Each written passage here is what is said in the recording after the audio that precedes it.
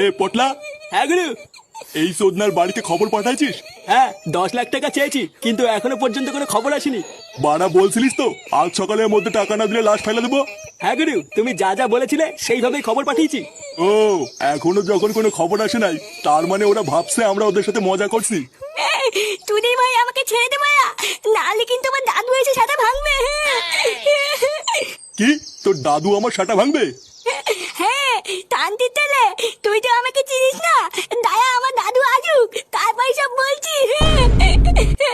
চোদ্দার ছেলে তোর এত বড় সাহস, তুই তো দাদুরা বলবি?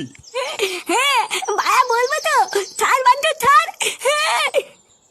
এই শান্তির ছেলে সাটা ভাঙতো। বোধাই চোদনারে ধরে কোনো লাভ ধান্দা নাই, শুধু শুধু কানের গাল মারা যাচ্ছে। মার বালটারে, কেলিয়ে পুরো থেতো করে দে।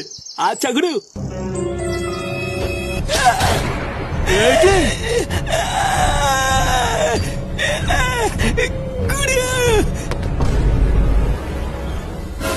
শান্তির ছেলে, তোর এত বড় সাহস, তুই আমার ছেলেকে কিডন্যাপ করবি? চোদনা, তোর আজকে এমন সাটা ভাঙবো তুই আর কোনোদিন ভুলবি না। কি কইলি বাইনচোদ? আমার এলাকায় ঢুকে আমার লোককে মেরে আবার আমাকে গরম দিচ্ছিস? আয় না শুনে বাচ্চা, আয়, দম থাকলে আয়। এখানেই শালা তোকে পুঁতে ফেলবো। আয় চল বাঞ্চন আয়। ফুটো, ওর এমন ছাটা ভাঙবি যাতে আর কোনোদিন কোনো বাচ্চার সাথে এমন না করতে পারে।